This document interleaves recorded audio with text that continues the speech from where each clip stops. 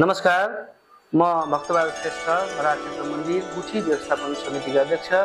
नेपालीहरूको महान चाड बडा दशैँ, शुभ दीपावली तथा छठ पर्व 2082 सालको पावन अवसरमा सम्पूर्ण वाडावासी तथा यो धरतीको पहिलो तीर्थस्थल बडाखेल धाममा पाल्नुहुने सम्पूर्ण भागवत भक्तजन लगायत जनप्रतिनिधि, कर्मचारी, बुद्धिजीवी, समाजसेवी, शुभचिन्तक, देश विदेशमा रहनुहुने आमा बुवा दाजुभाइ तथा दिदीबहिनीहरूमा सुख शान्ति समृद्धि स्वास्थ्य सुस्वास्थ्य दीर्घायु एवं उत्तर प्रगतिको लागि हार्दिक मङ्गलमय शुभकामना व्यक्त गर्न चाहन्छु। साथै